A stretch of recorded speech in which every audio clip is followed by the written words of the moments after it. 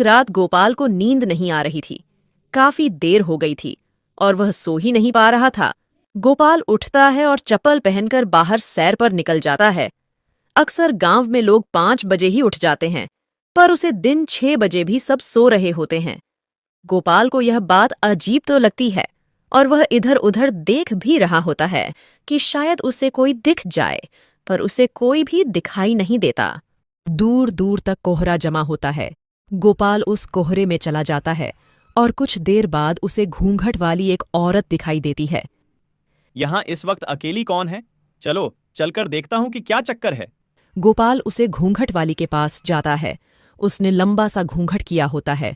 गोपाल तो उसे देखा ही रह जाता है और फिर उससे पूछता है, कौन हो आप और यहाँ ऐसे अकेले क्या कर रही हो? मेरा नाम छाया है। मैं इस गांव की नहीं हूँ।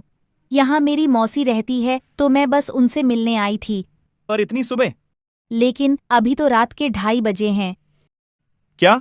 पर मैंने तो घड़ी में टाइम देखा था। लगता है घड़ी रुक गई थी। तभी मैं सोचूं गांव में अभी तक कोई उठा क्यों नहीं। तुम इतनी को अपनी मौसी के पास कैसे जाओगी? मैं तुम्हें छोड़ देता हूँ। नहीं नहीं, मैं खुद चली जाऊंगी।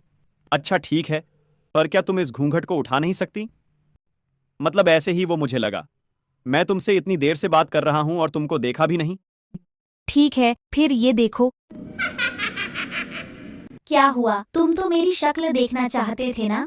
तो फिर अब डर क्यों रहे हो? मेरे पास आओ, आओ मेरे पास।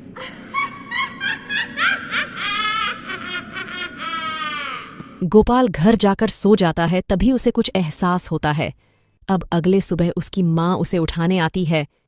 उठ बेटा, आज हमें लड़की देखने जाना है। जल्दी से नहा धोकर तैयार होकर आओ।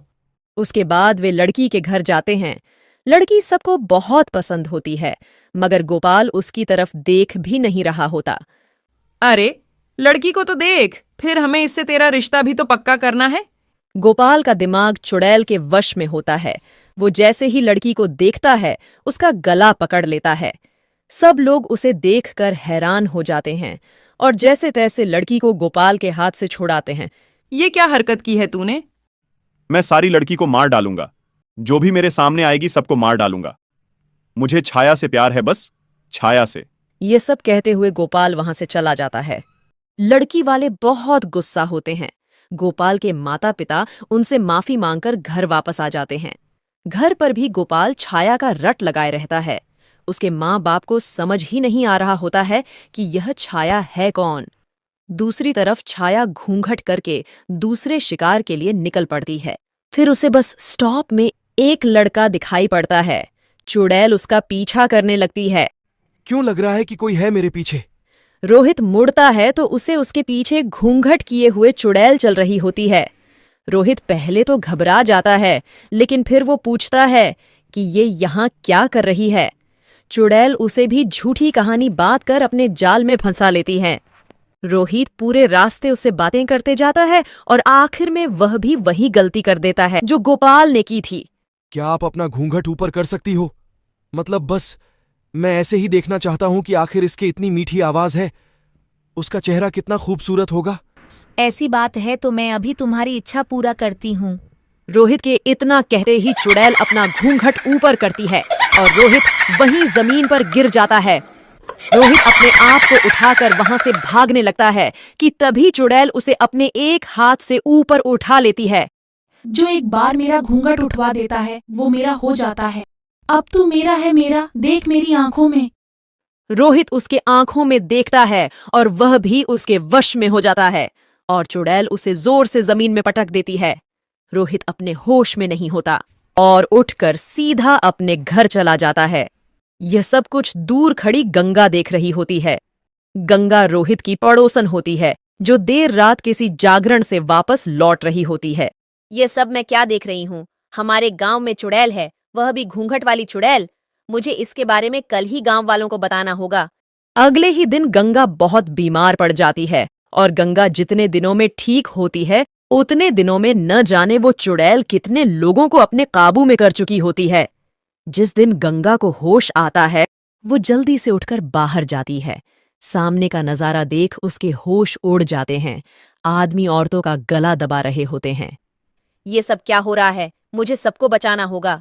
अरे बेटी, कहाँ मौत के मुंह में जा रही है। पर यह सब हो क्या रहा है हमारे गांव में? पता नहीं हमारे गांव के मर्दों को क्या हो गया है। वो बस किसी भी औरत को देखते हैं तो उसकी जान लेने पर उतारू हो जाते हैं। यहाँ तक कि मेरे बेटे ने कुछ दिन पहले एक लड़की जिसे हम शादी के लिए देखने गए थे उस पर ही हमला कर दिया। बहन बेटी को छोड़कर ये मर्द किसी भी औरत की जान लेने पर उतारू हो जाते हैं। मुझे पता है ये लोग ऐसा क्यों कर रहे हैं। ये सब उस घूंघट वाली चुड़ैल का काम है। मैंने देखा था उस रात अपनी आंखों से। उसने मेरे सामने अपना घूंघट ऊपर किया। उसकी चुड़ैल शक्ल मैं अभी तक नहीं भूल पाई। उसने मेरे सामने रोहित को अपने वश में किया। मैं घर जाकर किसी को कुछ बता पाती कि मैं खुद ही बहुत बीमार हो गई। फिर आज होश आया। पर अब हमें उस घूंघट वाली चुड़ैल को पकड़ना होगा और सब कुछ ठीक करना होगा। तो चलिए अभी गांव के पंडित जी के पास। दोनों गांव के पंडित जी के पास जाते हैं। उसका इंतजाम करना कोई आसान बात नहीं है। वो चुड़ैल हमेशा की तरह आज भी घूंघट में बाहर निकलेगी। बस तुम्हें कैसे भी करके उस औरत के पल्लू का एक टुकड़ा काट कर लाना है। ये तो बहुत मुश्किल काम है। वो चुड़ैल बस गांव के आदमियों के पास ही आती है, तो मैं कैसे कर पाऊंगी ये सब? तभी तो कहा था मुश्किल काम है। पर अगर गांव को उस घूंघट वाली चुड़ैल से बचाना है तो ये तो करना ही पड़ेगा।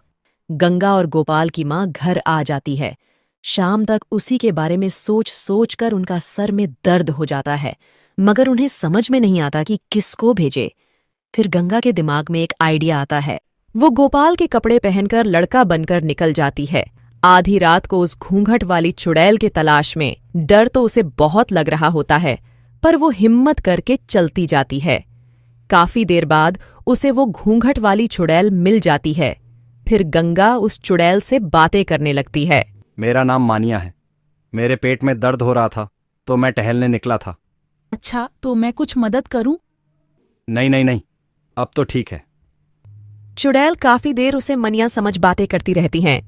गंगा की नजर चुड़ैल के पल्लू पर होती है, जिसे उसको काटना होता है, पर उसे समझ ही नहीं आ रहा होता कि उसे कैसे काटे।